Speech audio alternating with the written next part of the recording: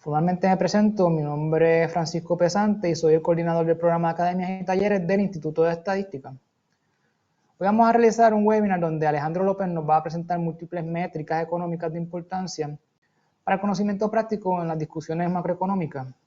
Este taller va a ser grabado y vamos a tenerlo disponible en nuestra página de YouTube la semana que viene. Les invito a que sometan sus preguntas, las cuales van a ser leídas al final.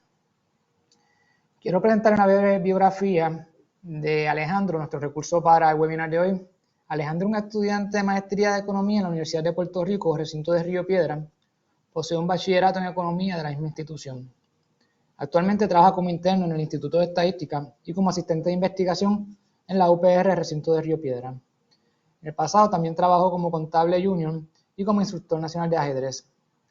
La investigación donde elabora como asistente es sobre el tema de la educación desde un acercamiento interdisciplinario entre la administración pública y la economía, y su tesis de maestría vinculará el análisis de la desigualdad económica con la incidencia criminal.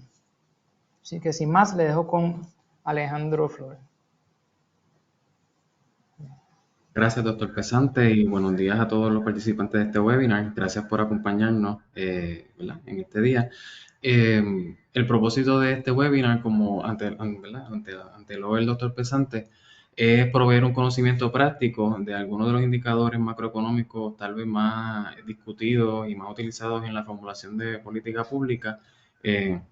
Darle un conocimiento básico, práctico, que le permita a los participantes participar en discusión, comprender los datos cuando se presenten en distintos foros, y que informe sus decisiones tanto personales como en los espacios que tal vez laboren o participen. Así que, sin más preámbulo, comenzamos. En primer lugar, quiero comenzar la presentación dándoles a conocer una de las fuentes principales, que se utilizó para preparar esta presentación y la información que se provee, y es el libro, que está aquí en la izquierda, Principles of Economics. Es un libro de acceso libre, gratuito, en el enlace que se provee ahí en la presentación. No requiere nada, ni ningún pago, ni ningún registro de cuenta. Es un libro gratuito, accesible y escrito por un conjunto de economistas de distintas universidades. Y es un libro que cuando lo utilicé fue muy bueno en su material, y les invito, que si quedan con curiosidad luego de esta presentación, pues que lo visiten. Un recurso excelente. Y lo vamos a estar viendo en esta presentación. Pues comencemos de lleno, en lo principal, que es un indicador económico. Les presento una definición sustraída del portal del diccionario de la Universidad de Monash. Define un indicador económico como un compuesto de datos recopilados a lo largo del tiempo que reflejan la actividad económica y las condiciones generales de los negocios. Un indicador en cualquier materia pues sirve para observar patrones, comportamientos, tendencias en algún fenómeno. En el caso pues, de un indicador económico, pues de las condiciones generales de los negocios o de la economía. Y pues los indicadores que estaremos discutiendo en esta presentación, se los presento aquí, son la inflación, el Producto Interno Bruto, el desempleo y el comercio externo.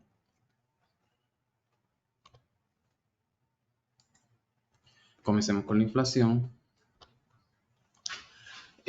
Primero que todo, ¿qué es la inflación? La inflación es un aumento general y en curso en el nivel de precios de una economía entera. Y entonces me voy a concentrarme en esta definición sencilla de una oración en lo que lo que se refiere a un aumento general. Supongamos que, por ejemplo, por algún evento atmosférico, la producción de algún bien de cultivo se afecta y la oferta de ese bien se hace escasa o se reduce por un tiempo determinado en lo que se recuperan los cultivos. Obviamente no tengo conocimiento experto en agricultura, pero supongamos que esa escasez de oferta se da por un periodo limitado, y esa escasez de oferta provoca un aumento en los precios. Pues eso no necesariamente se considera inflación, eso se considera un aumento de precios por el lado de la oferta. Cuando hablamos de inflación es un aumento volviendo a la definición general, no tiene que ver con, cambios por el lado de oferta ni de demanda. Tiene que más bien que ver con tal vez la fortaleza o el crecimiento de una economía por el lado del nivel de empleo. Puede ser un factor de la cantidad de oferta monetaria que hay, la cantidad de dinero, por decirlo en palabras más, ¿verdad? Casuales, la oferta de dinero en una economía puede provocar un aumento general en el nivel de precio y no necesariamente como en el caso que le mencioné del cultivo por el lado de oferta. Pues, ¿cómo se mide esa inflación, ese aumento general en el nivel de precios? Para eso hay que hablar de una canasta básica de bienes y servicios, hay que hablar del índice del precio al consumidor y de ese cambio porcentual del IPC. En esta diapositiva, en este slide, tengo, ¿verdad?, las dos tablas y la fórmula abajo. No quise dividirlo en slides diferentes, así que primero nos podemos centrar en la tabla de la izquierda. Pero para entrar en esa tabla, pues hablemos de lo que es la canasta básica de bienes y servicios, ¿verdad? Los encargados de producir el índice, ¿verdad?, de precio al consumidor y por consiguiente ¿verdad?, la inflación, definen lo que es una canasta básica de bienes y servicios. En base a encuestas, ellos determinan cuáles son los bienes que un consumidor habitual, ¿verdad?, pues valga la redundancia, consume en promedio y los precios promedios de esos bienes. No estamos hablando de todos los bienes y servicios producidos en una economía que solo veremos en el Producto Interno Bruto, estamos hablando de una canasta determinada de bienes y servicios. En esta tabla de la izquierda, que es un ejemplo que sustraigo del libro, que tengo la referencia abajo, el libro que les comenté al principio, es una canasta súper simple, creo que en el libro también mencionan que es de un estudiante universitario. Y en esta canasta de bienes y servicios está compuesta por, pues como ven aquí, hamburguesas, hamburgers, la aspirina y películas, entiéndase como en el cine. Eso es lo que consume ese estudiante en un periodo determinado, para este ejemplo. Vemos entonces aquí que hay una cantidad consumida en promedio por ese estudiante de cada bien y eso se queda fijo y entonces luego por periodos, periodo 1, 2, 3 y 4, el precio de esos bienes por cada periodo y el gasto total en esos bienes en ese periodo. Por ejemplo, en el periodo 1, el precio de una hamburguesa lo definen en el ejemplo como de $3. El precio de una botella de aspirina como por $10 y el precio de una taquilla de una película de por $6.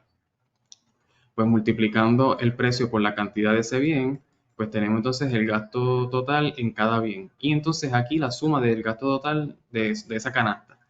Y así sucesivamente por los distintos periodos. Entonces, ya lo que sería la tasa de inflación sería el cambio porcentual de ese total de gasto, que, ¿verdad?, tenemos la fórmula aquí abajo.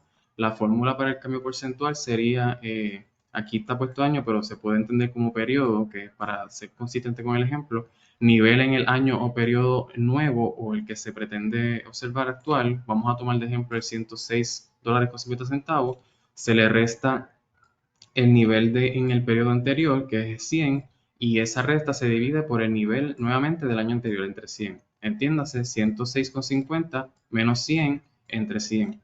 Y eso se multiplica por 100 para tener el resultado en puntos porcentuales, entiéndase esto, y pues llegamos a lo que es la tasa de inflación, el cambio porcentual en ese gasto. El gasto, ¿verdad?, monetario que se hizo para la misma canasta de bienes y servicios. Y pues en este ejemplo que pues es simple, pues se ve claramente pues que de 100, que pasamos a 106,50, pues la tasa de inflación será pues de 6%, 6,5%. Pero si hacemos el ejercicio con, ¿verdad?, suponiendo de este gasto a pues usando esta fórmula, pues llegaríamos a un aumento, ¿verdad?, una tasa de inflación de 0,5%. Eso es un ejemplo, ¿verdad?, súper rápido y sencillo y reducido de lo que, ¿verdad?, del ejercicio más complejo que se hace con la canasta de bienes y servicios. Son varios bienes con distintas categorías y unas también, unas limitaciones que se abordan luego, pero este es el ejemplo, ¿verdad?, ya por lo menos en su esencia. Entonces, de ahí podemos pasar entonces a esta tabla que la traje tal cual del libro, por eso me disculpan el inglés, que quise preservar la estética de las fracciones, pero vemos aquí en la primera fila el gasto monetario de aquí, en la primera tabla, pero entonces aquí entonces hablamos de números de índice, de aquí sale el índice de precios al consumidor. Para tener para tener una comparabilidad tal vez a largo plazo entre periodos, pues se sienta una base, de un periodo base con, ¿verdad? Con el cual se compara los periodos posteriores y anteriores, para tener como base el valor real del dinero en ese periodo como base de los demás. ¿Verdad? Yendo al ejemplo concreto, en este ejemplo se define como la base el periodo 3. Es por eso que aquí en el numerador de esta fracción tenemos los $107 del gasto, y entonces la base es ese mismo gasto dividido entre 100, es la base, ¿verdad? De ese índice, y por eso da 100, porque siempre la base va a ser 100. Ahora, si entonces tomamos el gasto, por ejemplo, del periodo 1, el gasto en dinero, ¿verdad? De ese periodo que fue de $100, pero entonces para hacerlo comparable con los demás, le adjudicamos la base del periodo 3 y tenemos un número de índice, que pues vemos que es menor el 93.4 pues que a 100, que fue el original, que eso pues es análogo a decir pues que el gasto de $100 en el periodo 1 es menor que el gasto de $107 en el periodo 3. Y así sucesivamente hacemos el ejercicio con los distintos periodos. ¿Cuál es el propósito de hacer esto con los índices? Pues en primer, ¿verdad? Se menciona también en el libro que ayuda a poder hacer cálculos rápidamente a simple vista. Por ejemplo, podemos decir que del periodo 2 el índice de 99.5 aumentó a 100, y eso aproximadamente, sin hacer el cálculo de esta fórmula, representa un aumento de 0.5%. En este caso dio exacto, pero discúlpeme, pero en este caso, digamos que del 93.4 al 99.5, si lo hacemos literalmente una recta mental, vemos que da 6.1. Podemos decir que es aproximadamente 6.1%, pero cuando hacemos el cálculo de esta fórmula de aquí abajo, la aplicamos aquí, pues vemos que es 6.5% específicamente y realmente. Pero ayuda a, ¿verdad?, la comunicación de lo que es el índice del precio al consumidor, del aumento de los precios en un número de índice que se sale ya de los números en dólares, y entonces permite también, al usar la base de un periodo específico, pues si se siguen añadiendo periodos 5, 6, 7, 8, etcétera, pues sabemos que vamos a estar midiendo ese nivel de precios usando el relativo a la base del periodo 3. Tenemos esa constancia para lograr comparabilidad. Disculpen que me detuve mucho tiempo en esto, pero es yo creo que es de las diapositivas de los slides que más tiempo me voy a tomar. Pero ya por lo menos aquí tenemos una idea de por dónde va, ¿verdad?, la inflación, el tema de la inflación. Tenemos la canasta de bienes y servicios. De ahí sale entonces el índice de precio al consumidor, que lo vemos aquí representado aquí, y la fórmula del cambio porcentual, que se entiende como por inflación en este caso, está aquí abajo. Ok. Limitaciones de una canasta fija de bienes y servicios. Estas limitaciones, los estadísticos, los encargados de producir estos datos y estos índices se toman en cuenta y tienen sus procesos para lidiar con estos asuntos, pero aún así cabe resaltarlo. En primer lugar, tenemos un asunto del sesgo de sustitución. En verdad, en la teoría económica pues básica se entiende que un consumidor, si ve que un bien aumenta de precio, pues entonces él puede, de acuerdo a sus preferencias, buscar reemplazarlo, ese bien, por otro de menor costo, ¿verdad? En alguna medida. Pues si usamos una canasta fija de bienes y servicios, y aquí tengo un diagramita sencillo, por lo menos para tener alguna idea de lo que significa, supongamos que esta canasta de bienes y servicios pues lleva su trayectoria, ¿verdad?, de altas y bajas, y digamos que el precio de las manzanas aumentase en una cantidad, y pues eso provoque, obviamente, este es un ejemplo súper simple, pero supongamos que eso produzca un aumento en el índice del precio al consumidor, porque sabemos que, volviendo acá, pues hay unas cantidades ¿verdad?, determinadas del consumo de esos bienes. Pero el utilizar la canasta de bienes y servicios no toma en cuenta que puede no tomar en cuenta que los consumidores pueden alternar entre otros bienes, por ejemplo, decir pera. Entonces, pues tal vez la canasta pudiese ir en otro rumbo, tal vez más cercano a esta trayectoria, por decir un ejemplo así bien básico, pero como no se toma en cuenta ese efecto de sustitución, pues se mide un nivel de inflación que puede estar sobreestimado porque no se toma en cuenta el cambio en la cantidad consumida de un bien que aumenta de precio por el efecto de sustitución de ese bien. Esa es una limitación. Otra limitación es el sesgo por la calidad de los bienes. Tomando, por ejemplo, el teléfono inteligente, ¿verdad? Que nosotros utilizamos a diario, su productividad, su utilidad, la satisfacción que nos da es mucho mayor a la de un teléfono de hace 20 o 30 años. Eh, ¿Verdad? Que el teléfono de ahora tiene muchas más funciones y a veces la canasta de bienes y servicios falla en reflejar esos aumentos de calidad. Puede fallar en tomar en cuenta esos aspectos de calidad y solamente toma en cuenta el aspecto de precio. Pues, pero todos estos temas se toman en cuenta por los estadísticos que se encargan de esta producción, pero vale la pena mencionar estas limitaciones, tenerlas en mente. Algunos, ¿verdad?, detrimentos o costos de la inflación es que tenemos redistribuciones no intencionadas del poder adquisitivo, es decir, yo tengo una preferencia por consumir una cantidad de un bien, pero por la inflación ese bien aumenta de precio y pues yo me veo tal vez obligado o siento que tengo que reducir la cantidad a yo a consumir de ese bien, aunque yo no quiera, aunque yo quisiera consumir más. Pues se redistribuye ese poder adquisitivo de manera que uno no es intencionado. También se dan el problema de las señales de precios borrosas.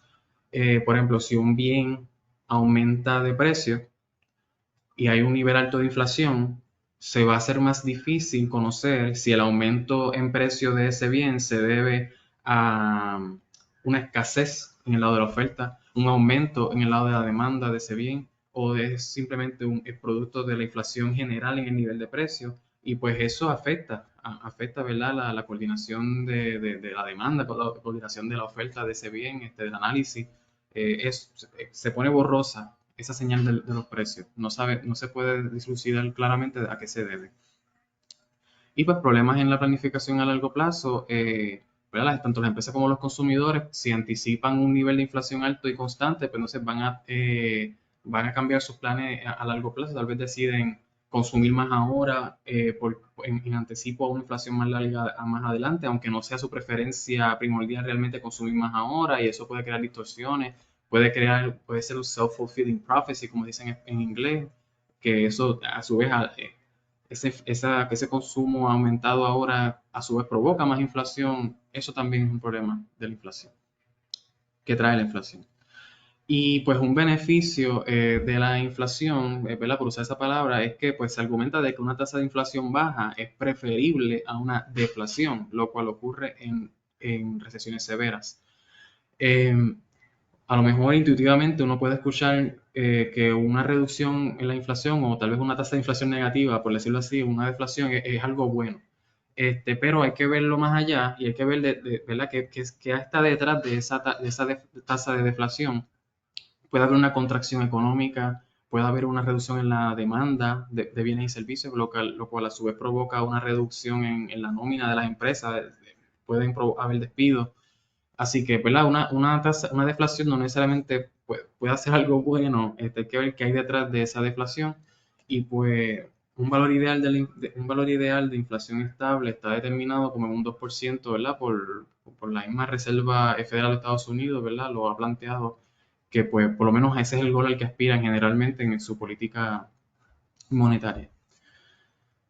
Ok, pues habiendo hecho esa antesala de lo que es la inflación y sus componentes, vamos a pasar a ver datos ¿verdad? Del índice de precio al consumidor de inflación para Puerto Rico. Vamos a pasar por aquí al portal del mercado laboral del Departamento del Trabajo y Recursos Humanos de Puerto Rico. Entiendo que el doctor Pesante les va a estar compartiendo el enlace por el chat, por si quieren abrirlo ahora mismo o conservarlo para luego. Lo voy a abrir acá. Voy a pasarlo para que lo puedan ver. Ok. Voy ligero porque no quiero ser lo más prudente con el tiempo posible, así que lo pueden ir abriendo o si no lo abren luego, lo conservan. Esta es la página principal de mercado laboral. En la pestaña aquí de estadísticas van a ver, pueden ver tres opciones. Vamos a ver, centrarnos en dos. Voy a abrir las dos, tenerlas en standby. Voy a entrar primero a la que es publicaciones. En publicaciones van a haber documentos en PDF, o sea, documentos con narrativo de los datos. Van a tener, ¿verdad?, los datos para un periodo determinado y van a tener también un narrativo, un texto acompañado de esos datos, ¿verdad?, explicativo.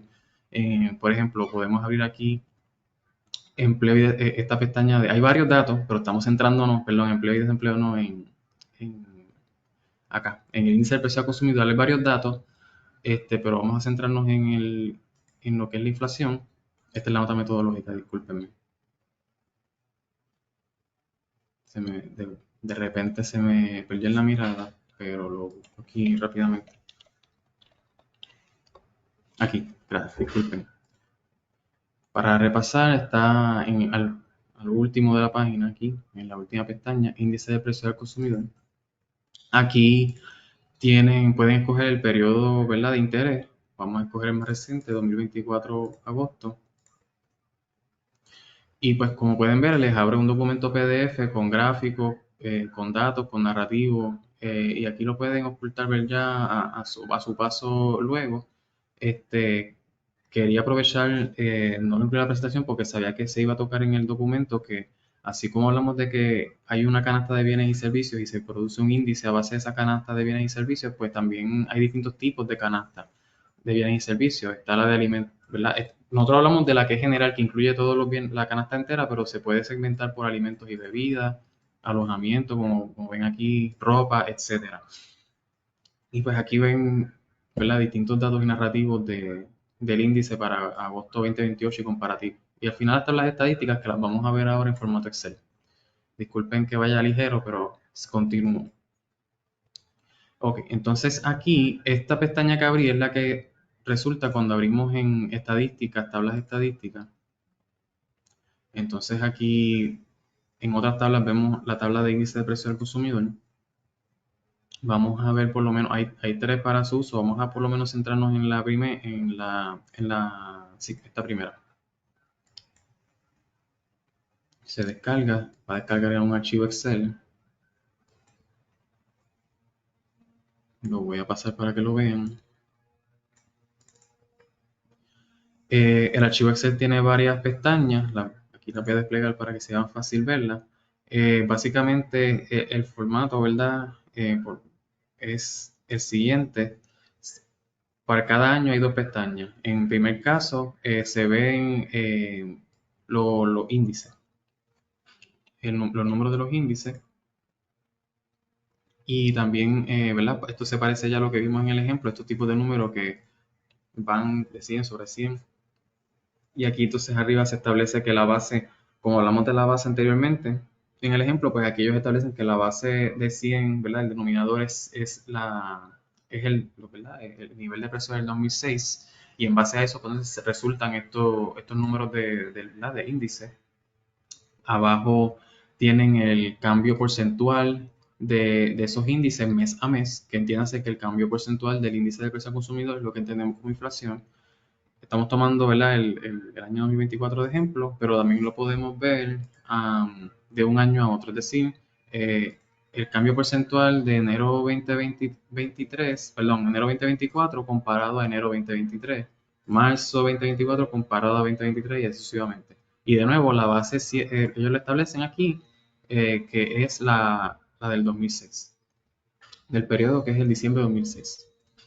Y ¿verdad?, las distintas pestañas siguen este mismo formato a través de los distintos periodos. Así que voy a cerrar para de nuevo tratar de ser lo más productivo con el tiempo posible, pero por lo menos, ¿verdad?, conservan el enlace y lo pueden revisar luego a su paso. Ok, ahora pasemos a hablar del Producto Interno Bruto. ¿Qué es el Producto Interno Bruto? El valor del producto de todos los bienes y servicios finales producidos dentro de un país en un año. Así como hablamos de que en la canasta básica de bienes y servicios hay una selección determinada de bienes y servicios, pues aquí hablamos de todo, de todo lo producido en una economía, todos los bienes finales y servicios finales. Le traigo algunos iconos que son ejemplos que trae el mismo libro, los quise poner en iconos. Esto puede ser celulares, automóviles, descargas de música, computadora, guineo, educación, ¿verdad?, escolar, universitaria, todo eso, ¿verdad? Todos esos bienes y servicios producidos se contabilizan en el Producto Interno Bruto. El Producto Interno Bruto pues sirve para medir el tamaño, ¿verdad? De la producción de una economía. ¿Y cómo se mide? Pues para hablar de cómo se mide este Producto Interno Bruto hay que hablar de consumo, de inversión, del gasto gubernamental y del gasto en exportaciones netas.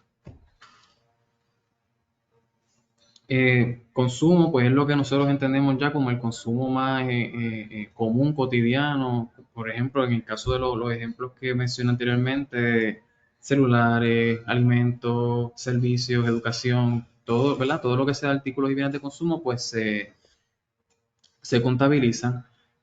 A lo que se refiere, luego son 4 componentes, olvidé mencionarlo explícitamente, son 4 componentes para el PIB, que son estos 4. No los nombré como componentes, pues el primero es consumo, que ya lo hablamos, el segundo es la inversión. ¿A qué se refiere por inversión? Aquí le traigo ejemplos para tenerlo claro. Compra de bienes de capital, bienes raíces comerciales, edificios, fábricas, tiendas, equipo, herramientas. En el caso del gobierno podemos pensar en la construcción de vivienda pública con inversión. En el caso de, ¿verdad? Volviendo a las empresas, puede ser el inventario. El inventario se cuenta como inversión porque no ha pasado al consumo, porque no se ha vendido ese inventario. Está en valga redundancia, en inventario, esperando a ser vendido, pues es parte de la inversión. Traigo los ejemplos porque se puede prestar para malinterpretación pensar que la inversión es la inversión en la bolsa de valores o en vehículos financieros. Esto no se cuenta, este tipo de inversión no se cuenta en el PIB, en el Producto Interno Bruto, porque no produce un bien o servicio nuevo, como en el caso de estos ejemplos brindados. Así que a esto nos referimos por inversión. Y la inversión pues es importante para la creación de empleos en una economía porque, por ejemplo, pues esas infraestructuras o esos equipos pues necesitan pues empleomanía ¿verdad? Para que las manejen y demás, por decir un ejemplo. Así que la inversión es importante.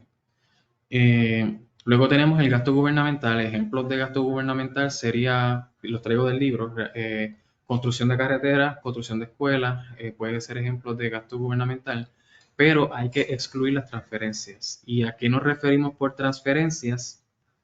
Nos referimos, por ejemplo, a beneficios por desempleo o pagos de seguro social, porque estos son ya redistribuciones. El gobierno pues tiene unos recaudos a través de impuestos, entonces parte de esos recaudos se los redistribuye mediante, por ejemplo, nuevamente, solamente como ejemplo, en beneficios por desempleo o pagos de seguro social. Pero estas transferencias no generan, parecido a lo mencionado anteriormente con la inversión, no generan bienes o servicios nuevos, por ende no se contabilizan en el Producto Interno Bruto. Y por último, el último componente del PIB es el gasto en las exportaciones netas. Está la importación y la exportación. La importación se contabiliza, ¿verdad? Se importan productos, se consumen, eso entra como el componente de consumo. Y las exportaciones, pues se cuentan también en el lado, ¿verdad? De la producción, aunque se consumen en otros lados. Y pues para evitar el doble conteo y demás, como la importación pues entra como en consumo, pues se toma un neto de las importaciones y las exportaciones y eso es lo que se contabiliza en el Producto Interno Bruto. Eh, ya habiendo hablado súper rápido de los 4 componentes, les presento esta imagen a la derecha. Esta imagen la tomé del resumen de metodologías del Producto Interno Bruto del negociado de análisis económico de Estados Unidos. Eh, es solamente para tener porque vamos a pasar a un ejemplo ahora simple, pero antes de eso, pues, cómo se llegan a estos números de Producto Interno Bruto, de dónde salen los datos, pues es una labor grande, pesada, porque se utilizan distintas fuentes de datos y son muchos, son todos los bienes y servicios en una economía, pues son muchos. En este caso, en la imagen, por ejemplo, está el Producto Interno Bruto, ¿verdad? El negociado de análisis económico en colaboración, ¿verdad? En caso de Puerto Rico con el gobierno de Puerto Rico, pues ¿verdad? Genera esos números estimados, pero para eso utiliza datos del negociado del censo, del negociado de estadísticas laborales, de otras agencias federales, del datos del mismo gobierno de Puerto Rico y datos del sector privado. O sea que es una labor grande, que no quiero que se vea tal vez simple ahora con el ejemplo, pero realmente lo que hay detrás es una labor ¿verdad? Técnica grande, pesada para llegar a los números de Producto Interno Bruto. Pues, ¿cómo se mide el Producto Interno Bruto? Pues tenemos aquí un ejemplo de los 4 componentes discutidos anteriormente. Este ejemplo lo saco del libro y pues esta cantidad de billones es relativo al PIB de los Estados Unidos. Por ejemplo, tenemos un gasto gubernamental en esta cantidad, consumo en esta cantidad, inversión en esta cantidad y demás. Pues el PIB como ven la fórmula aquí, es la suma del consumo, la inversión, el gasto gubernamental y el neto, ¿verdad? De la diferencia de exportaciones e importaciones. Si tomamos estos números y pues lo colocamos en las distintas variables, las tenemos aquí, pues llegamos que para este ejemplo ¿verdad? De este periodo que se tomó el PIB de los Estados Unidos, el PIB fue de 560 billones. Así que, ¿verdad? Consumo es la suma de esos cuatro componentes: consumo, inversión, gasto gubernamental y el neto de exportaciones e importaciones.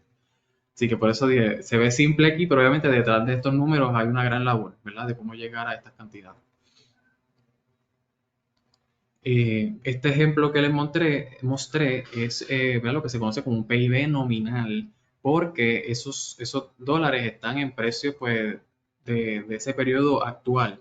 ¿Verdad? Y si uno calcula el PIB a través del tiempo en solamente ¿verdad? La cantidad de dólares relativos a ese periodo, el nivel de dólares, el poder adquisitivo de esos dólares en ese periodo, pues se puede dar la impresión de que el PIB estaría constantemente en aumento. Pero hay que tomar en cuenta, ¿verdad? El aumento en el nivel de precio, porque hablamos anteriormente, y aquí, ¿verdad? Se habla que el PIB nominal aumenta por eso mismo. Puede ser un aumento en la producción, pero puede ser también un aumento en el nivel general de precio. Y para eso se utiliza un deflactor del PIB. El deflactor del PIB cumple la función de traer ese PIB a un PIB real, ¿verdad? Para tener una comparabilidad a través del tiempo y saber cuál es el valor adquisitivo o el valor monetario real de ese PIB. Para eso, pues, el- se utiliza esta fórmula que está aquí, que se toma el PIB nominal, que por ejemplo anterior lo calculamos aquí, entonces se divide entre el deflactor del PIB entre sí, ¿verdad? El- la Junta de Planificación, que vamos a ver luego en la fuente de datos, publica, ¿verdad? Este deflactor de PIB para, ¿verdad? Para permitir el cálculo de ese PIB real, ¿verdad? Que sí, es parecido al ejercicio del índice de precio al consumidor, un poco análogo, pero no es lo mismo, o sea, no se debe confundir.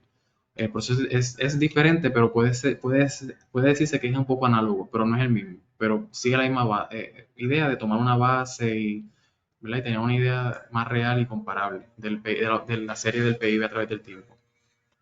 Aquí un ejemplo tomado, esta gráfica la tomé ¿verdad? Del World Bank. Por ejemplo, en la izquierda vemos el PIB de Puerto Rico en nominal, ¿verdad? En precios actuales de dólares. Y pues vemos una tendencia bastante ascendiente, con la excepción aquí al final, pero si entonces luego vemos ese mismo PIB, ¿verdad? Real, entiéndase real, pues a un nivel de precios constante, ¿verdad? Digámoslo así, pues entonces ya aquí vemos que la tendencia cambia un poco, ¿verdad? Sí vemos una tendencia ascendiente, pero luego ya se ve una tendencia más marcada descendiente en un periodo determinado, y es porque estamos, ¿verdad? Y aquí se toma en cuenta los efectos del aumento del nivel de precios están controlados por utilizar una misma base. Así que pues hay que tener cuidado, ¿verdad? Con qué tipo de datos utilizamos, y pues hay aplicación para ambos tipos de datos. A veces queremos usar el nominal, a veces queremos usar el real. Depende del análisis. Y algo que acompaña, es importante que acompañe el PIB es los términos que a lo mejor probablemente los han oído: la recesión y la depresión. Brevemente, ¿verdad? Una recesión es un declive significativo en el PIB real, y una depresión es una recesión pues duradera y profunda. En este caso tomé esta imagen del FRED, que es la base de datos de la Reserva Federal, y aquí pues se ve que en el PIB real de los Estados Unidos está la serie, y entonces lo que está en gris son lo que ellos han identificado como periodos de recesión. Entiéndase, periodos de declive significativo en el PIB real. Aquí hay uno, aquí hay otro, se puede observar más o menos en la serie, ¿verdad? Ese declive. Y aquí está la de, por ejemplo, la del COVID. Y pues aquí no está ejemplada una depresión, pero pues sería, entiéndase, una depresión, una recesión pues duradera y profunda. Es decir, pues a lo mejor esta área gris, por decirlo así visualmente, más extensa, tal vez un declive más empinado y demás. Una depresión, una recesión severa. ¿Qué se incluye en el PIB? ¿Verdad? Hablamos de los componentes, pero que están aquí. Pero también hay que hablar de que, discúlpenme, hay que hablar de que no se incluye en el PIB. Los bienes intermedios no se incluyen en el Producto Interno Bruto. Traje este ejemplo súper sencillo, ¿verdad? Aquí tenemos como si volvemos a la definición del PIB, habla de bienes finales. Este cupcake o este bizcocho es un bien final, ¿verdad? Estos precios no son nada técnicos ni con peritaje, pero $3 el cupcake, es el bien final. Pero sabemos que detrás de ese bien final hay unos bienes intermedios que van en la elaboración de ese bien, entiéndase, harina, huevo, azúcar, y esos tienen ¿verdad? Su valor monetario. En este caso, en un cupcake se pueden ir 5 centavos de azúcar, 20 centavos de huevo, 2 centavos de harina. Pero a la hora de calcular el Producto Interno Bruto no podemos contabilizar estos bienes intermedios, solamente el bien final, porque estos precios están incorporados en el bien final. Y el otro sinnúmero de bienes intermedios que no incluí. O sea que no podemos decir, no podemos sumar 3 más 2 centavos más 20 centavos más 5, que sería 3,27, sería incorrecto. Estamos haciendo un doble conteo. Así que, ¿verdad? Cuando los encargados de llevar a cabo los cálculos de Producto Interno Bruto tienen esta provisión de tener cuidado de solamente incluir bienes finales y no hacer doble conteo de la producción de un país. Pues otras cosas que no se incluyen, sabemos que son las actividades, las pautas de transferencia, ya los hablamos. Actividades fuera del mercado no se pueden contabilizar si están fuera del mercado, pueden ser actividades informales. Si están fuera del mercado no se pueden contabilizar. Bienes usados no se cuentan porque no representan la creación de un bien nuevo o un servicio nuevo. Y los bienes ilegales, de nuevo, porque están fuera del mercado, no se pueden contabilizar. Eso no se incluye en el PIB, aunque hay economistas que argumentan que sí se debe incluir, ¿verdad? Porque se genera un bien o un servicio y que tiene, ¿verdad?, repercusiones monetarias de producción en la economía, pero no se pueden contar técnicamente. Y un aspecto importante del PIB que también se habla mucho es el PIB per cápita. Esta tabla la traje de nuevo también del libro, la única diferencia es que le añadí a Puerto Rico para comparación, y utilicé la misma fuente de datos del libro, que es el Banco Mundial. Podemos hablar del PIB de un país, en este caso nominal real. En el caso de Estados Unidos es casi 21.000 billones de dólares. En el caso de Puerto Rico, por comparar, ¿verdad? Y por tener idea, son 103 billones según esta fuente de datos, ¿verdad? Fue un ejercicio rápido, casual, no es nada muy técnico, es solamente para propósitos de ejemplo, ¿verdad? Pues tenemos estos datos de PIB, estas cantidades, pero sabemos que obviamente Estados Unidos es muchas veces más grande que Puerto Rico, así que hay un efecto, ¿verdad?, de que nada más por tamaño va a tener un PIB, una producción, un Producto Interno Bruto mayor, nada más por la cantidad de habitantes, el espacio y demás. Y aquí tenemos los números de por la población en millones. Ahora, obviamente es difícil comparar el PIB de Estados Unidos con el de Puerto Rico así, nominal o real, en total. Pero podemos entonces llevar a cabo, que es lo que se hace, calcular el PIB per cápita, que es sencillamente la razón, la división del PIB entre la población de ese país. Que en este caso, por ejemplo, en Estados Unidos hay una población, según estos datos, de 329 millones de habitantes, pues se divide, esto se lleva también a millones para que sea comparable. Esta cantidad de millones divide entre la población para llegar a un PIB per cápita de 63.544 dólares. En el caso de Puerto Rico podemos hacer un ejercicio similar, tomamos el PIB y lo llevamos a millones para hacerlo comparable con la misma escala de la población y podemos llegar a un PIB per cápita de 31.400. Ya estos dos números ya pues facilitan mejor la comparación entre países y tomé estos dos ejemplos para simplificar, pero están estos otros, por ejemplo, también se pueden comparar entre ellos. Ya el PIB per cápita permite esa comparación porque se controla el PIB por la población correspondiente de cada país. Y de nuevo, estos números, ¿verdad? Fue un ejercicio sencillo, rápido, ilustrativo, así que, ¿verdad? Usted puede luego buscar fuentes más técnicas respecto a estos números, pero por lo menos ilustrativamente este es el PIB per cápita. Hay otras medidas alternas del PIB que no se deben confundir, otras medidas alternas del tamaño de una economía que no se deben confundir con el PIB.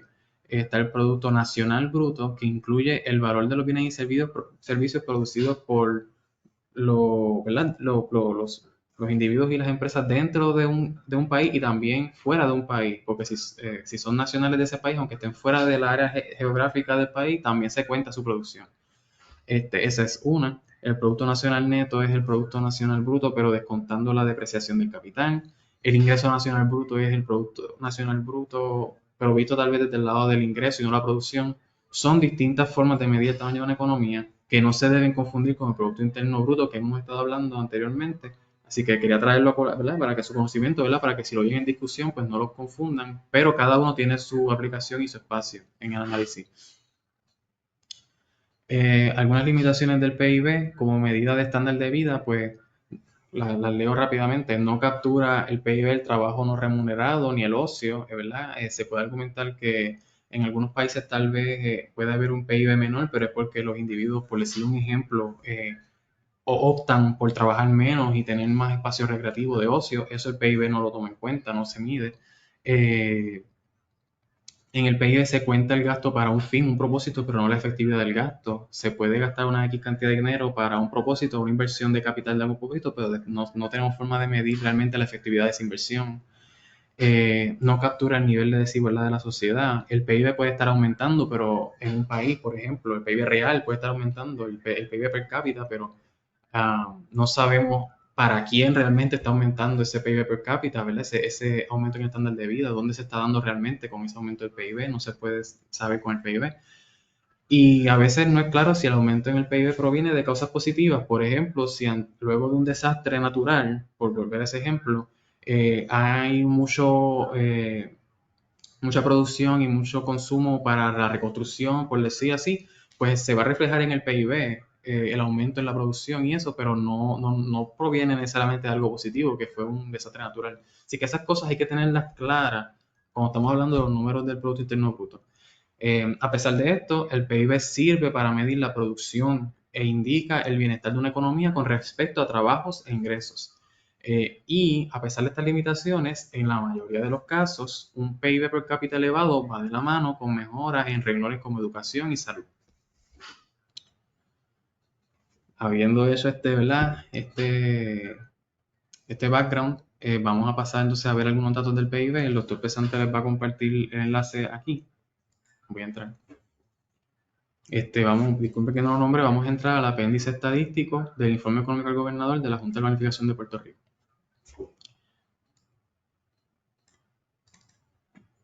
Ay, disculpen.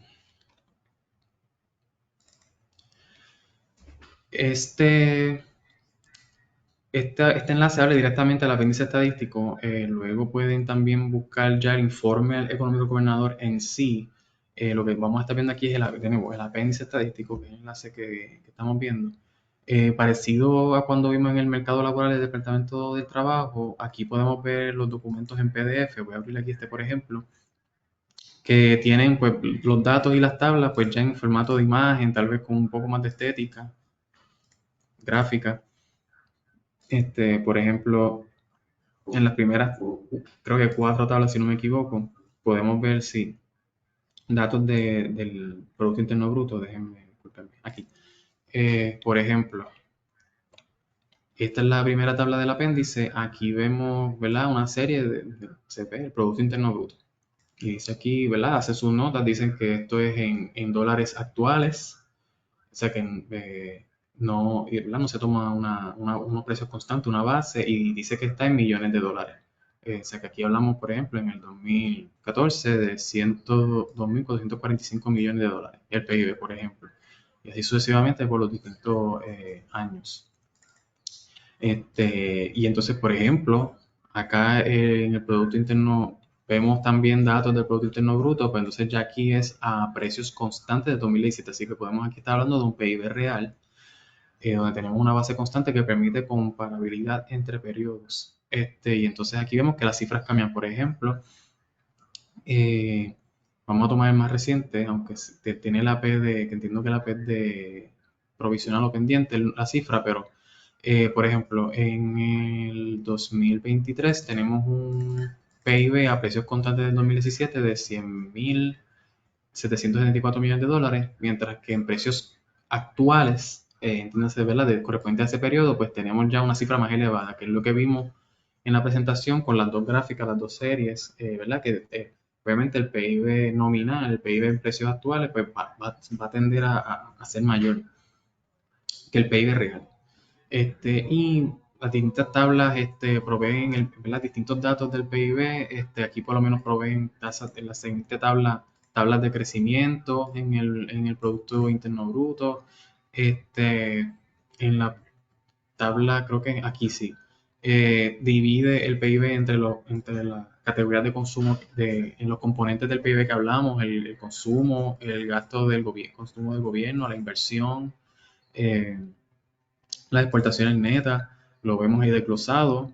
Y también vemos en la cuarta, creo que es aquí si no mal recuerdo, en la tabla, no, esta es la 3, quería mostrarles la tabla 4, también provee los índices implícitos de precios para deflacionar el Producto Bruto, o sea, entiéndase el índice deflacionario que hablamos para llevar a cabo, para llevar un PIB a cantidades reales, también el,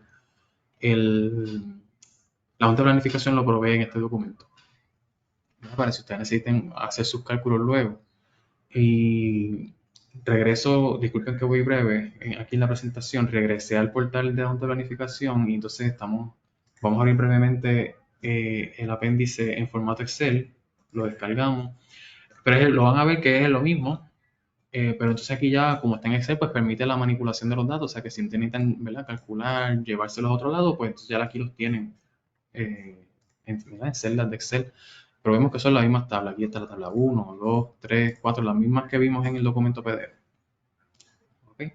Así que, no, de nuevo, sé que voy a vuelo de pájaro con esto, pero por lo menos ya creo que tenemos la idea de lo que contiene este producto. Para tener datos del índice de precio al consumidor en Puerto Rico. Voy a cerrar estos enlaces. Okay. La tasa de desempleo. ¿Qué es la tasa de desempleo? La tasa de desempleo es el número total de desempleados dividido entre la fuerza laboral. Para esto ya voy a utilizar el recurso de este artículo publicado por el profesor José Alameda, economista de la Universidad del recinto de Mayagüez, de la Universidad de Puerto Rico, recinto de Mayagüez. Pues, ¿verdad? Él ¿verdad?, define y lo pone explícito que es el número total de desempleados dividido entre la fuerza laboral.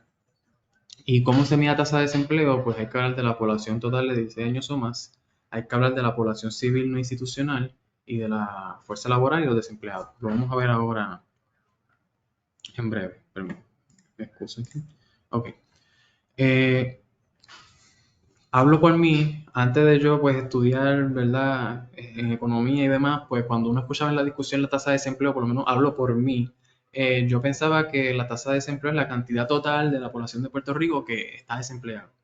Pero eso no es completamente acertado verlo de esa forma y pues aquí me voy a mantener en esta diapositiva para hablar de esto. ¿Verdad? Que por ejemplo, esa interpretación que yo tenía antes, pues no es la correcta y puede ser una interpretación que algunas otras personas compartan, pero no es la correcta. Lo vamos a ver aquí porque esta imagen tenemos, la tomo del documento, un documento buenísimo, de hecho, que se lo recomiendo que lo visiten y lo lean porque de verdad es claro, preciso y conciso. Muy excelente recurso. Para, ¿verdad?, a conocer el mercado laboral y el desempleo en Puerto Rico, ¿verdad?, qué significa. Regresamos. De entrada, la población que entra en los cálculos de desempleo es la población total de 16 años o más. Ese es el nivel más alto, ¿verdad? Pero de esa población total de 16 años o más, está la población civil no institucional y la población civil en instituciones. ¿Qué quiere decir con esto? Para ponerlo en palabras. No toda la población total de 16 años o más está capacitada, digámoslo así, para trabajar. Ya sea por las distintas razones, aquí el profesor nombra algunos ejemplos. Pueden ser personas que están en asilo de ancianos, personas que están en prisión, personas que están en hospitales, por alguna condición de salud severa o no sé, demás. Pues sí tenemos una población de 16 años o más total, pero no toda esa población ¿verdad?, está capacitada para trabajar. Pues entonces, de esa población total de 16 años más, entonces pasamos a la población civil no institucional, entiéndase, la que sí está capacitada para trabajar. Dicho sea de paso que estos números corresponden a un ejemplo que el profesor provee para el año 2000. De esa población civil no institucional se divide nuevamente. Hay una porción que está dentro de la fuerza laboral, que es el grupo trabajador, y una porción que está fuera de la fuerza laboral. Y ya vemos que los números ya aquí se reducen, porque como vamos a ver, la tasa de desempleo se calcula a base de la fuerza laboral. que ya aquí vemos que de la población civil institucional, que sale de la población total de 16 años o más, pues ya la fuerza laboral es más reducida. Las personas pueden estar fuera de la fuerza laboral por distintas razones. El profesor nombra algunos ejemplos. Puede ser que las personas, algunas se dediquen a oficios domésticos. Hay población que va a estar en la escuela o en la universidad. Hay población que va a estar incapacitada. Hay población que está retirada o están desalentados de verdad, ya sea por un cambio tecnológico, están desalentados de trabajar. Hay personas que por voluntad propia no entran en la fuerza laboral. Hay distintas razones por las cuales un individuo puede estar fuera de la fuerza laboral. Entonces, de esa fuerza laboral, entonces están la cantidad de personas que, ¿verdad? Y estos datos se recopilan por medio de encuestas. La cantidad que por medio de encuestas pues respondieron haber estado trabajando, si no me equivoco, en una semana o una semana antes, si no me equivoco, antes de haber sido encuestados. Y los desempleados, que son personas que están activamente buscando, ¿verdad?, trabajar, pero no habían conseguido empleo para la fecha en que se encuestaron. Pues volviendo a la definición de la tasa de desempleo, que es el número total de desempleados dividido entre la fuerza laboral, pues la tasa de desempleo para algún periodo y espacio determinado es la división entre este número como numerador dividido entre el denominador, que es la fuerza laboral, la cantidad de desempleados dentro de la fuerza laboral. Y pues aquí ya entonces es ilustrativo que lo que yo les mencionaba al principio, mi percepción de lo que era la tasa de desempleo no era correcta, porque ¿verdad? Es una sección específica de la población que se utiliza para llegar a esa tasa de desempleo. Entonces es importante tener el conocimiento, ¿verdad?, de qué se está hablando cuando se habla de una tasa de desempleo. Y es importante también, y lo menciona el doctor en su documento, que una economía, ¿verdad?, que en una economía saludable debe ocurrir varias cosas a la par. Un aumento en la tasa de empleo, entiéndase, un aumento en la tasa de personas de la fuerza laboral con empleo, un aumento en la tasa de participación laboral, que la tasa de participación laboral es la razón entre la fuerza laboral y la población civil institucional, entiéndase, la población capacitada para trabajar, un aumento de esa proporción y una reducción en la tasa de desempleo. O sea que hay que ver estos fenómenos en conjunto. No podemos quedarnos en ver la tasa de desempleo. Tenemos que ver la tasa de empleo, tenemos que ver la tasa de participación laboral. Y también aquí en esta imagen se puede ver también cómo la tasa de desempleo puede subir o bajar dependiendo de, por ejemplo, si la fuerza laboral aumenta y la cantidad de desempleados se queda igual, pues entonces la tasa de desempleo va a reducirse, aún con la misma cantidad de desempleados. Eso es un ejemplo. Puede ocurrir a la inversa. Si se reduce la fuerza laboral y la cantidad de desempleados se queda igual, pues entonces la tasa de desempleo va a aumentar cuando la cantidad de desempleados se quede igual. Así que todas estas cosas es importante tenerlas en cuenta porque enriquece el análisis y realmente, ¿verdad?, da una luz más clara de lo que representa la tasa de desempleo. Paso luego brevemente a los tipos de desempleo. También es importante mencionar que hay distintos tipos de desempleo. Está el desempleo friccional, que es el desempleo que se da cuando una persona está entre trabajos, entiéndase, salió de un trabajo para estar en otro, pero todavía no ha hecho esa transición, pues está en un desempleo friccional. Hay un desempleo cíclico que tiene que ver con los ciclos económicos, esas altas y bajas de la producción que vimos en el Producto Interno Bruto. Cuando hay una reducción en la producción, tal vez pueda haber un aumento en el desempleo por la falta de demanda. Eso es un tipo de desempleo. Desempleo estructural y tecnológico que van más o menos, se pueden ver análogos, que es que cuando ocurre un cambio que desplaza tal vez un tipo de producción, se la hace obsoleta, por decir así, pues entonces va a haber los empleados en esa producción, pues entonces van a quedar desempleados, pero es por una transformación tecnológica o estructural de la economía. Habiendo hablado de esto, vamos a pasar brevemente nuevamente al portal de Mercado Laboral del Departamento del Trabajo y Recursos Humanos de Puerto Rico, para ver ahora entonces datos sobre esa tasa de desempleo en Puerto Rico. Okay.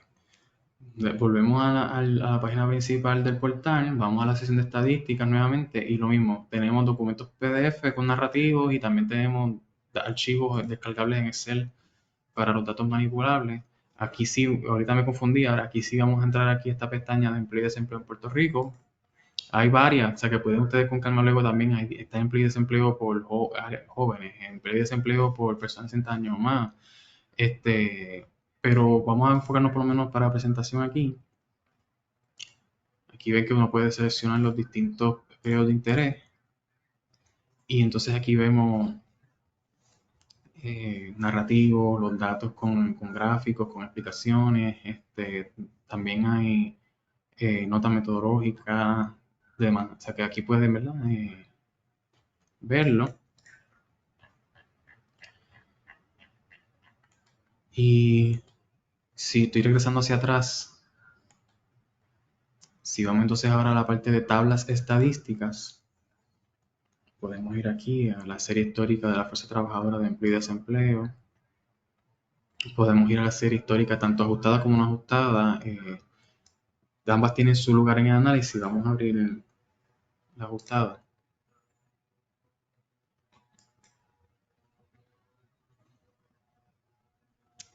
Por ejemplo, aquí tenemos 4 pestañas. Esta pestaña da el grupo trabajador, ¿verdad? Que vendría a ser la fuerza laboral de Puerto Rico, basado en el ejemplo que vimos anteriormente. Está la cantidad del empleo total por distintos periodos, años y meses. Está la cantidad ¿verdad? De desempleo, no la tasa, sino la cantidad de personas en desempleo, definido como lo hablamos en el ejemplo anterior. Entonces aquí ya vemos datos para la tasa de desempleo en sí, a nivel de Puerto Rico. Pero también pudiésemos ir hacia atrás, regreso rápidamente. Aquí hay otra serie, por ejemplo, que es a nivel municipal, esta segunda, que está aquí en tablas estadísticas. Está tanto en año natural o fiscal, la que usted necesite verla para su análisis. Vamos a abrir el año natural, que sabemos que va de enero a diciembre.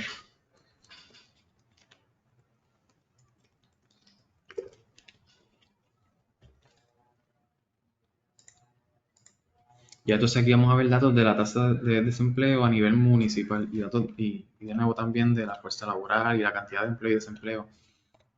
Un archivo Excel, por ejemplo, aquí están los datos para el municipio de Junta, aquí está la fuerza trabajadora, la cantidad de empleo y la cantidad de desempleo y la tasa de desempleo, que pues la tasa de desempleo, como vimos, sabemos que es la división entre el número de desempleo entre la fuerza trabajadora. Podemos hacer un ejercicio de validación rápido. Vemos que entonces aquí el dato, ¿verdad? Es esa proporción del desempleo y la fuerza trabajadora, y lo vemos validado aquí, ese mismo cálculo, en las distintas periodos, los distintos periodos.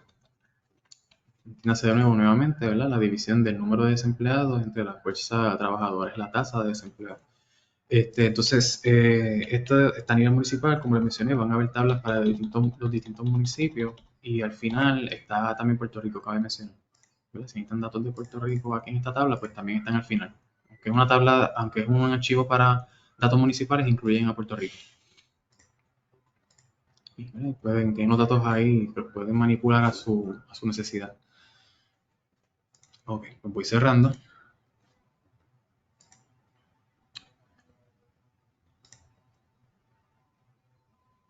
Sí. Vamos a pasar ya al último indicador, ¿verdad? Del cual queremos hablar en este webinar, que es el comercio externo.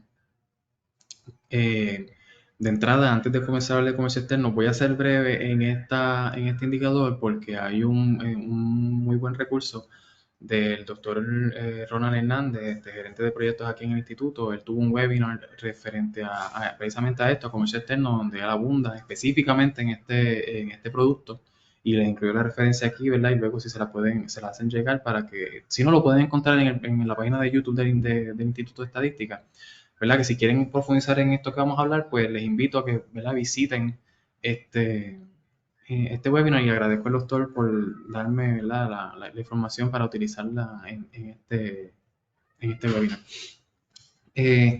Bueno, ¿qué es el comercio externo? Todo, ¿verdad? El censo lo define, el censo de Estados Unidos lo define como todos los envíos comerciales de bienes entre los Estados Unidos, incluyendo Puerto Rico, y países extranjeros. Para hablar de cómo se mide el comercio externo, hay que hablar probablemente de lo que es la importación, la exportación y las distintas clasificaciones que se dan para los datos de comercio externo, que lo vamos a ver. ¿Qué es la importación? Son mercancías físicamente traídas a Estados Unidos, incluyendo mercancías pues, de origen extranjero y mercancías que aunque sean de origen nacional, pues que regresan a Estados Unidos o entiéndase Puerto Rico sin transformación sustancial, que afecte un cambio en la clasificación que lo haremos luego. Eso es la importación. También es extranjero o bienes que regresan aunque al lugar de origen. Y luego hablamos pues, de la exportación, que es el movimiento físico total de mercancías desde Estados Unidos hacia países extranjeros. Ya sea que las mercancías salgan literalmente, directamente del territorio aduanero, de la geografía, en este caso estamos en Estados Unidos porque es la definición del censo, o desde un almacén que esté en otro lugar fuera de la región geográfica de Estados Unidos, pero que sea que esté bajo fianza del CBP o desde una zona de comercio exterior de Estados Unidos. El CBP es el Border Patrol de los Estados Unidos. Y pues, como le mencioné, no voy a abundar por cuestiones de tiempo y porque ya existe un recurso que entiendo que es muy bueno de por sí, pero que los invito a que lo visiten, pero se utilizan tres tipos de clasificación para clasificar, valga la redundancia, estos bienes de comercio externo que se importan y se exportan. Está el NAICS, que es el North American Industry Classification System, que pues provee clasificaciones por industria. Es un código que creo que llega hasta 6 dígitos, disculpen si me falla la memoria, pero lo veremos. Y el dígito, a medida que se hace más largo, aumenta la especificidad del producto. El HTS Harmonized Tariff Schedule provee una clasificación por tipo de producto en lugar de la industria a la que pertenece el producto. Y el SITC también es otra forma de clasificar los productos por tipo. Así que el NICE provee clasificación por industria y el HTS y el SITC los proveen por tipo de producto. Aquí vamos entonces a pasar al portal de comercio externo que provee el Instituto de Estadística. Lo vamos a ver brevemente y vamos a ver también en acción estas clasificaciones. Algunos de ustedes probablemente ya estén familiarizados con estas clasificaciones. Lo voy a abrir rápidamente. Aquí aprovecho y menciono, yo estoy usando un navegador en base a Chromium, y como pueden ver, a veces enfrenta dificultades en abrir por cuestiones del protocolo de seguridad. ¿Verdad? Les exhorto, si ustedes usan Google Chrome o algún navegador basado en Chrome, que le remuevan la S para cambiar el protocolo de seguridad y eso va a permitir la conexión a la interfase. También pueden usar otros navegadores, por ejemplo Firefox, entiendo que no hay, lo abre sin problema, sin requerir este cambio en el protocolo de seguridad. Regresando, tenemos, por ejemplo, aquí hay una breve nota, ¿verdad?, explicando lo que es el producto de comercio externo, los datos que vamos a ver a continuación de exportaciones e importaciones. Olvidé mencionar, aquí lo que se incluye son bienes, no se incluyen servicios. Así como hablamos del PIB que incluye bienes y servicios, en el comercio externo estos datos incluyen bienes tangibles, no incluye la importación y exportación de servicios. Vamos a ver, por ejemplo, tablas resúmenes del comercio externo. Son unas tablas ya predeterminadas, prehechas, prefabricadas, no sé cómo, ¿verdad?, cómo se entienda. Por ejemplo, aquí vemos el comercio, la primera tabla es el comercio externo de bienes. Tenemos una serie de las exportaciones y una serie de las importaciones en billones de dólares americanos. Obviamente estamos hablando ya de Puerto Rico, específicamente de Puerto Rico. Aquí vemos la gráfica y aquí abajo al final vemos una tabla con los valores de importación y de exportación para cada periodo mensual y el balance, que el balance entiéndase que es la recta entre las exportaciones menos las importaciones, que eso hace referencia, es análogo a lo que estamos hablando del PIB per cápita, las exportaciones netas, que es uno de los componentes. Pues obviamente estos datos se incorporan también en el cálculo del PIB de Puerto Rico, en conjunto a los servicios que también se intercambian comercialmente. Y pues, como ven, en algunos casos, en este caso fue un balance positivo, las exportaciones fueron mayores para este periodo, en otros casos como este, que lo veo así a primera vista, es un balance negativo porque hubo una mayor cantidad de importaciones en comparación a las exportaciones y tienen estos datos agregados a gran escala, ¿verdad? Que es una tabla predeterminada, pero hay otras tablas predeterminadas. Por ejemplo, importaciones de bienes por categoría detallada de uso final. Pues aquí están las mismas cantidades que estamos viendo de importaciones anteriormente. Por ejemplo, aquí podemos ver, discúlpenme, sí, el 4569 que es aquí agregado a nivel de importación, lo podemos ver aquí ya desglosado por distintas categorías: bienes de consumo, bienes de capital, alimentos, bebidas. Pues, está el total desglosado por sus distintas categorías para distintos periodos. Es una tabla predeterminada. Hay otra tabla determinada. Vamos a ver, por ejemplo, específicamente la de el NICE, por decir, ¿verdad? Por ver uno, ser conscientes con el tiempo.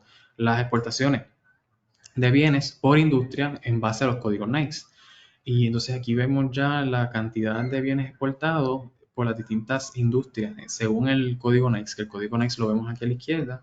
Es, ¿verdad? No voy a abundar, como mencioné, no voy a abundar en esto por términos de tiempo, pero son distintos códigos que catalogan distintas categorías. Por ejemplo, este es el código NICE de bebidas. Pues aquí tenemos que se exportaron esta cantidad en valor monetario de bebidas, ¿verdad? Se exportó desde Puerto Rico hacia afuera de Puerto Rico para el periodo de agosto 2024 y así sucesivamente.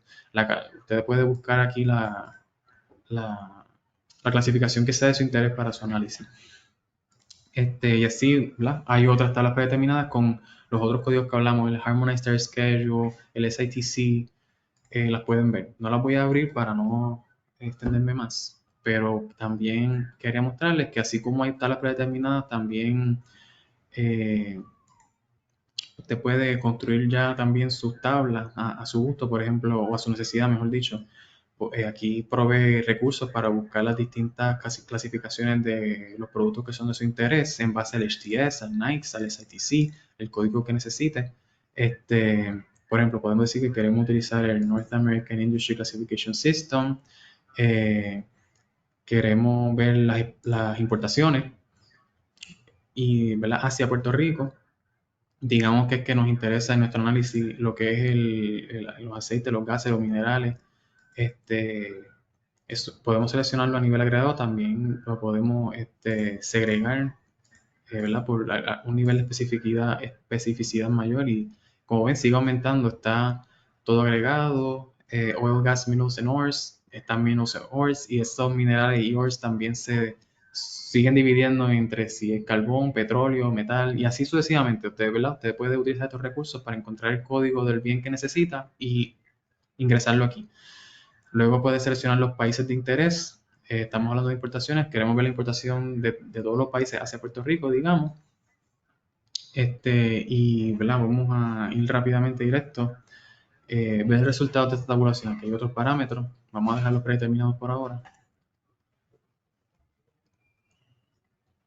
Y aquí vemos que estos son los resultados de nuestros parámetros. Queríamos ver un código NICE en específico, queríamos ver las importaciones, queríamos que fueran todos los países y aquí se observan los datos. Y pues cabe resaltar que estos datos provienen por medio de encuestas que se hacen en registro de aduanas en el comercio externo, tanto por el Censo de Estados Unidos y el Border Patrol de los Estados Unidos, ¿verdad? Y en base a esos registros que se hacen en el comercio externo, pues esos formularios, pues salen estos datos. Así que nada, como les mencioné, les invito a que visiten el recurso de comercio externo, el webinar está publicado en la página del instituto de YouTube.